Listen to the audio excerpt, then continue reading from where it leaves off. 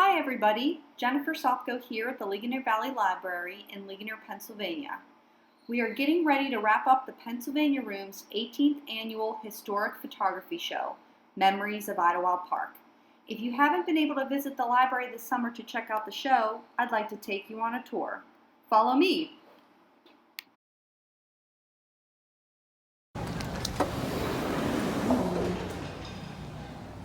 Now, before we get on to the Pennsylvania Room, we have a sneak peek right here with some souvenirs, postcards, various images.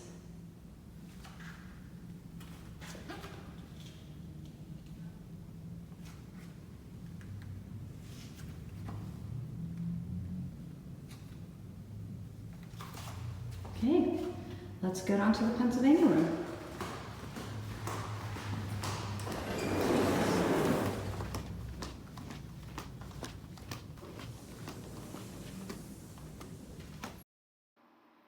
Thank you to everyone who made this show possible, from the Ligonier Valley Library's Pennsylvania Room to Idlewild and SoakZone, and the many people who loaned photos and items.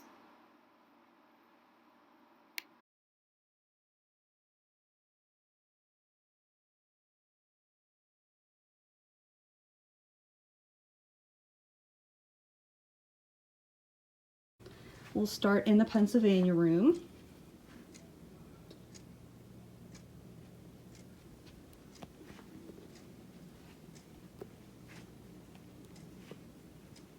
Now, along with a lot of historic images of the park, mostly photographs, we also have a lot of items, postcards, souvenirs, even some clothing. So in the past 2 decades, this exhibit really has grown from just photographs to a lot of historic items. So here we have some of those wonderful souvenir postcards showing different eras of the park.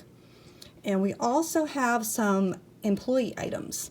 Ralph Sitterbart, he worked at the park, mostly in Kittyland in the late 1950s, and he saved a lot of his items, which I think is really cool. Pay stubs, different things like that.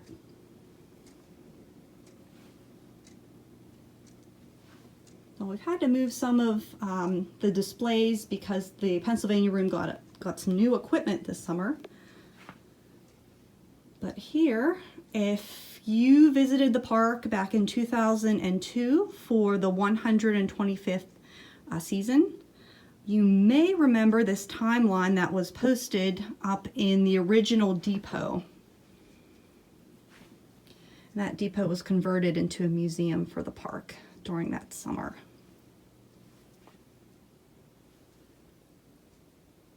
Okay, we've got some notebooks here with lots of newspaper articles on Idlewild and Storybook Forest.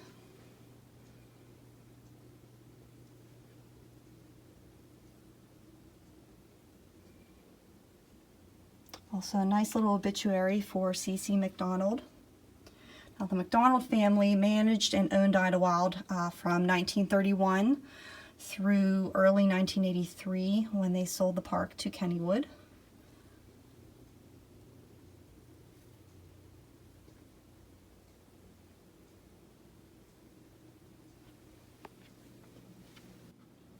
I think this is one of the highlights of the exhibit. Lots of different souvenirs, tickets, advertisements.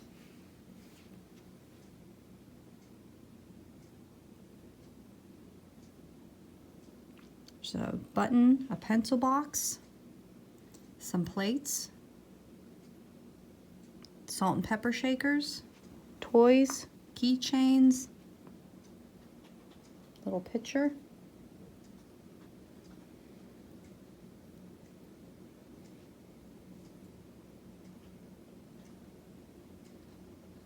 Money clip,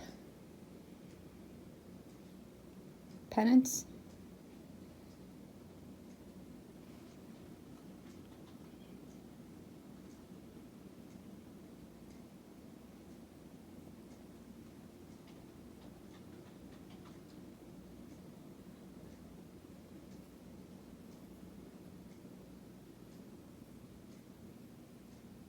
bumper stickers, coasters, and a chain dog from Roller Coaster.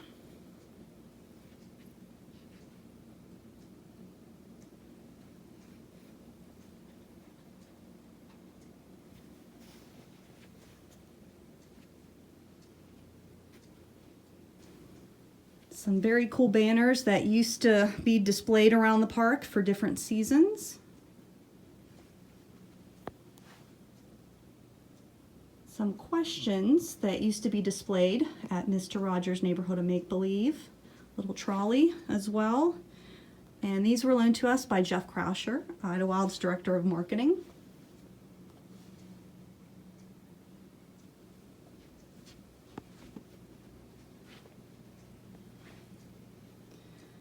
Some wonderful photographs of the white farmhouse on the other side of Route 30. These were brought in by Anne McDonald. The McDonald family lived in this house when they came to the park in the 1930s, and it's still continued to be used by Idlewild's general manager.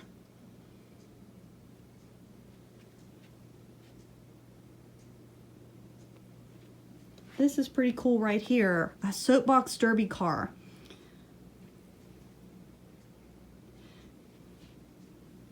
This car was sponsored by Idlewild Park for Soapbox Derby up in Johnstown in 1959. And you can see here there's a photograph of the car being displayed on the stage at Idlewild.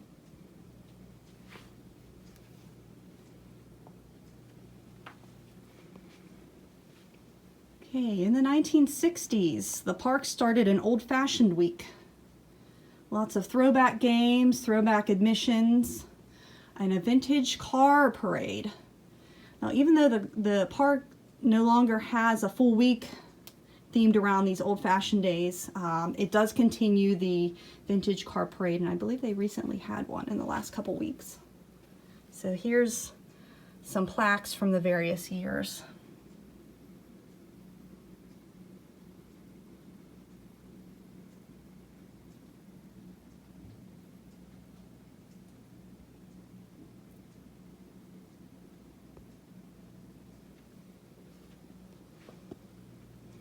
Okay, here's some original artwork from Rosemary Overly. She was a longtime artist at Storybook Forest and Idlewild Park, and I met with her and interviewed her for the book and came up with the idea of creating a bookmark to go along with the book, and she graciously designed a few different designs. Here's the second one.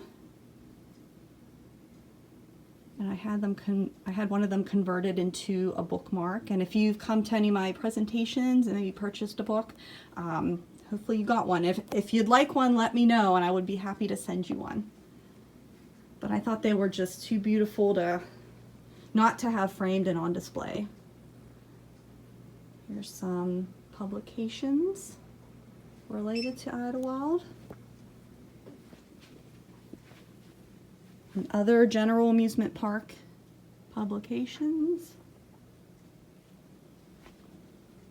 One of the very cool images of Idlewild that I found at the park's archives, Lake St. Clair and the Darlington train station.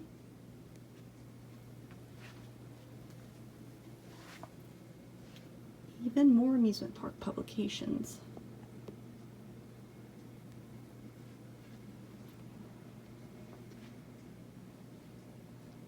Okay, and this display is sort of themed around group picnics, community picnics. Lots of groups. And pretty much any group or organization you could think of probably had a picnic at Idlewild at some point in the park's history.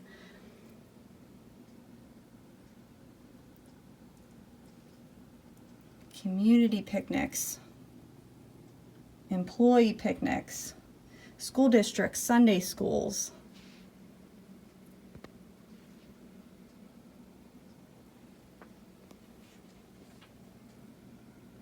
Some of the various tickets that you would have to purchase to ride the rides at Idlewild back in the day. Some refreshment tickets as well.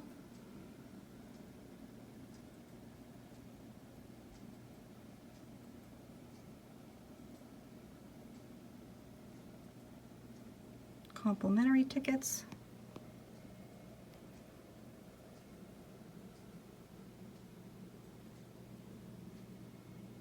I also had a folder showing different images of some of these picnics that would attract hundreds and even thousands of people to the park.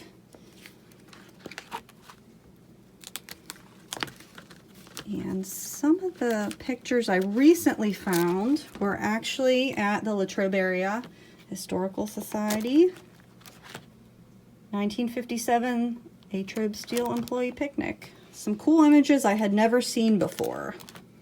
So I'll hopefully be able to post some of these on my Facebook group. But to give you a little look.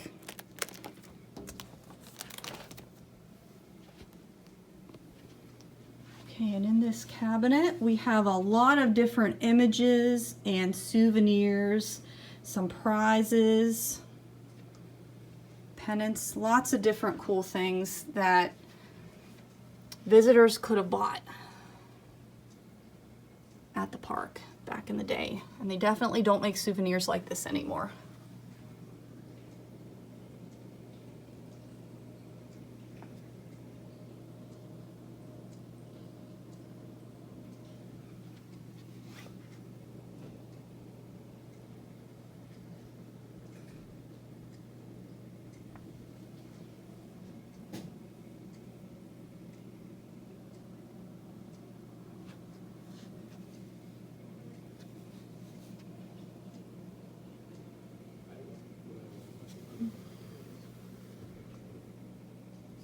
I think this little guy is probably my favorite thing of all from Idlewild. He's just so adorable. So I'm always looking for new souvenirs with that little smiley on it.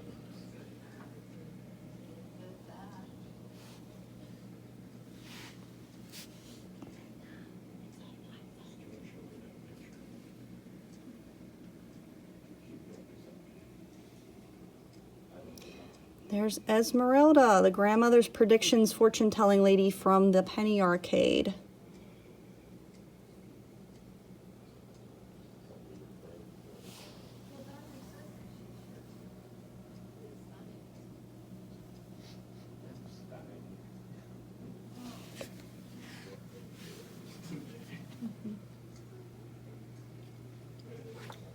The McDonald family also loaned some very beautiful artwork showing the park. I really love this one.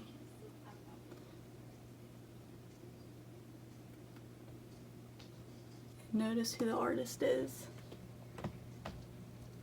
Tony Domino. Okay, we're going to pop back over here. If you came to our opening night reception, you may remember there was something else on display here. Originally, we did have one of the park's kiddie hand cars. You can still visit it. It's at the new Westmoreland County Visitor Center over in New Stanton, where the Stanton Daily Grind is on Route 119, just off of the Turnpike exit. They needed to borrow it for the opening of that visitor center, so we had it here briefly, but now in its place we have the original chair from Confusion Hill at Hoot and Holler.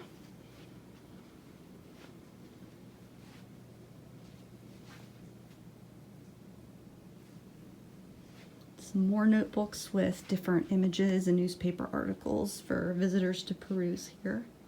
Lots of information.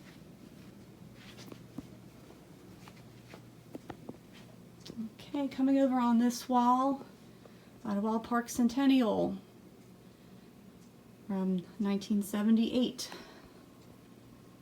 Okay, this crazy daisy sign was rescued.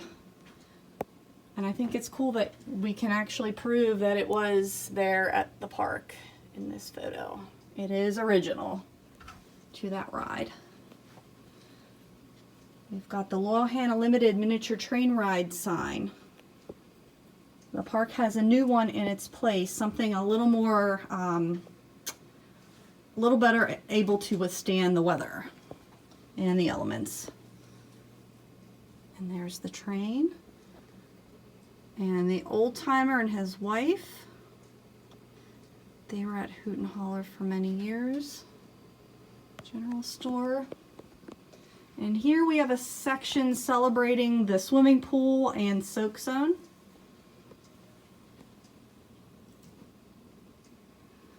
This was something really cool I found in the park archives. Layout drawing of the pool neon sign. Now I'm not sure this was ever created, but still a pretty cool piece of artwork.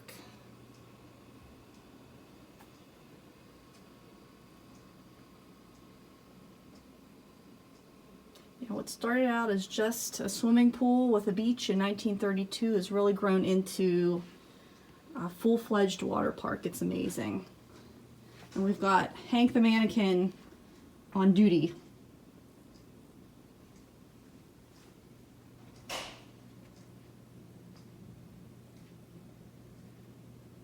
and I think that's about it for everything inside the Pennsylvania room. So now we're going to take you down the hallway towards the community room and show you all the different photographs that we printed out. Now this wall is celebrating Storybook Forest. We've got some of the women who portrayed the old woman who lived in a shoe. The original was June Watts. You know, a lot of people remember Nellie Gindelsberger. She was there for at least 25 years. And Eleanor Clark, who recently retired, she celebrated 50 years as a seasonal employee at Idlewild.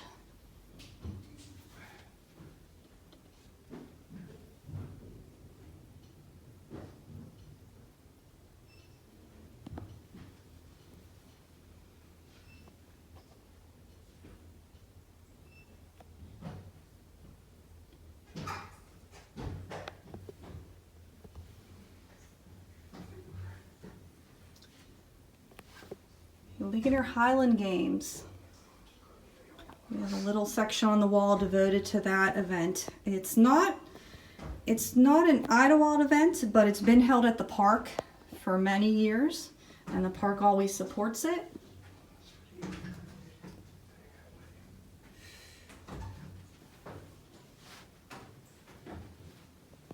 Okay. You can see we have a lot of images on display.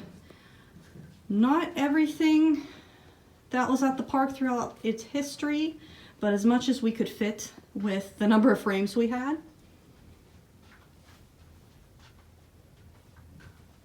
Okay, we're going to start in the early days of Idlewild, when it was just a simple picnic road for the Ligonier Valley Rail Road.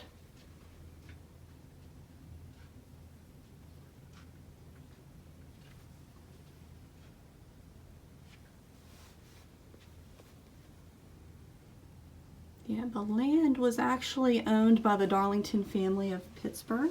Even though you may see William M. Darlington's name on the survey, he was an attorney.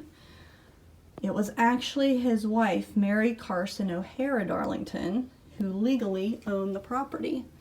And the railroad company was able to lease part of their estate in Ligonier Township to establish a picnic road, which became Idlewild. This is another very cool image from the park's archives showing Lake Bouquet, probably circa 1930, 1931. There's the Darlingtons. Very interesting people to read about. They were stewards of local history. They amassed a huge collection of books and documents. Very, very fascinating people.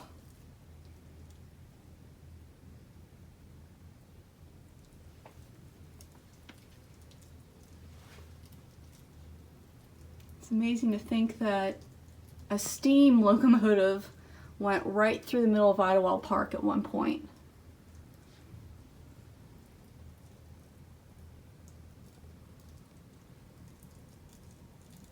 And also that people dress so formally to go picnicking.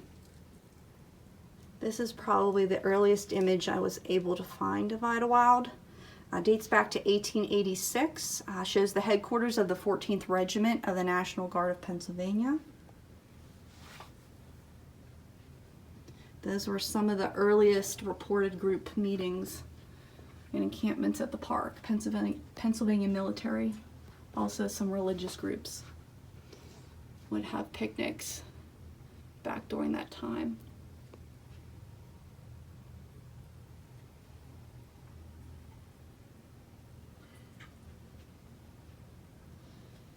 And a 1923 Pershing family reunion. Look at how many people attended. They were there to dedicate a monument to an early ancestor who settled in this area. And they had a notable guest, General Blackjack Pershing. There he is.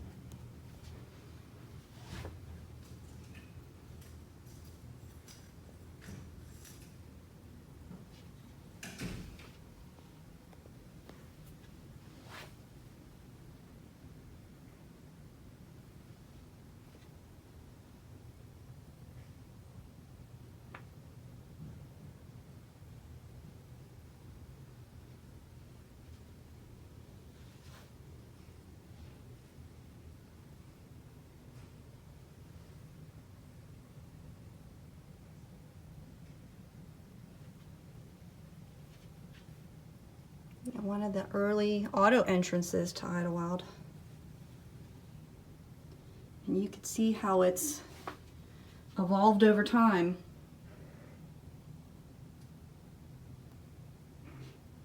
People would arrive at Idlewild back in the 19th century by train or by foot or by horse and wagon. And then eventually it became automobile.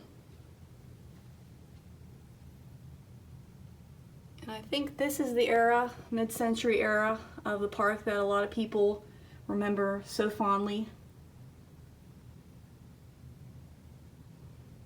After the McDonald family became involved, Ligonier Valley Rail Road set up a subsidiary management company to handle day-to-day operations and sort of evolved the park into more of a traditional amusement park with rides, games, refreshment stands, entertainment.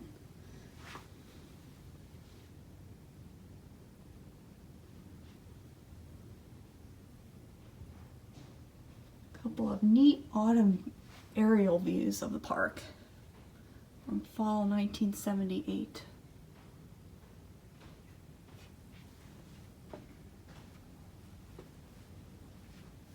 I mentioned entertainment. Free acts were scheduled at Idlewild throughout the summer.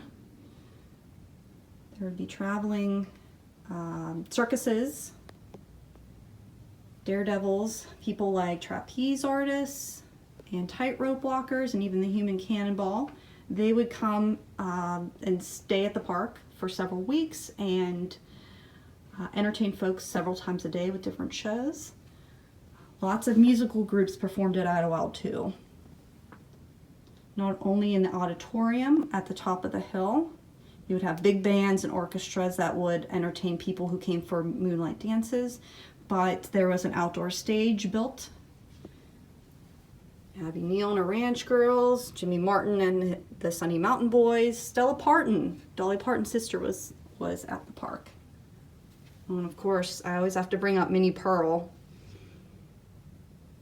She was at the park for a few country music spectaculars that were held every Labor Day. Yes, every Labor Day, starting in the 1960s. Thank you to Josh Litvick for loaning us this cool Jumpin' Jungle sign. Here's some of those daredevils. You could see just how many people these different acts would attract to the park. And there's the arcade where Esmeralda used to be. Got a little section celebrating Kittyland, which is now called Raccoon Lagoon. Next door to it is Mr. Rogers' Neighborhood of Make-Believe, now called Daniel Tiger's Neighborhood. Original Kittyland was actually located over near where roller coaster is before it was moved alongside the creek.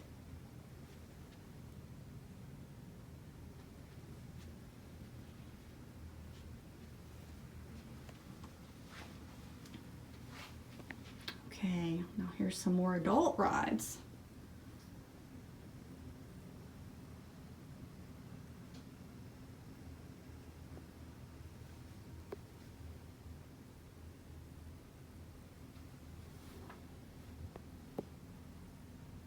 This also shows the first kiddie ride added at Idlewild, the miniature swan swings.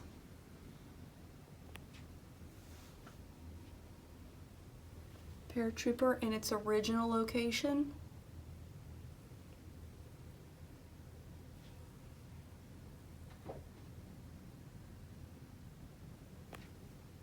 I know a lot of people miss the rockets. They actually started out as the airplane circle swing. Instead of these rocket ships, this ride had white wooden airplanes that would go around in a circle.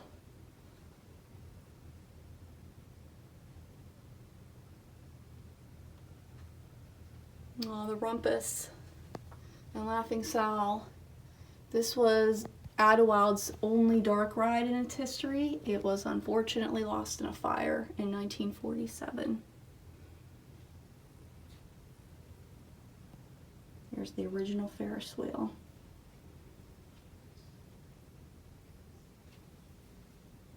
I know you all missed the Caterpillar too. Roller coaster.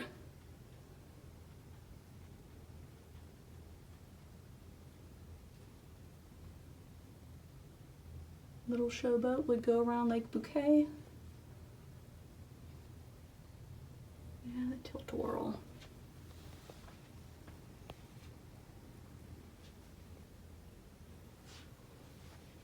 Okay, and that about does it. Really hope you enjoyed this virtual tour. I'll try to post some pictures as well so you can zoom in and get a closer look on some of these displays. But if you're able to get up to Ligonier in the next few days, the show will be running officially until July 9th. But we will probably end up leaving quite a few images and items on display throughout the whole summer. Some things will be returned to the people who loan them, but there should be a good amount still left here throughout the summer if you still want to come by and check it out. Okay, thank you everybody.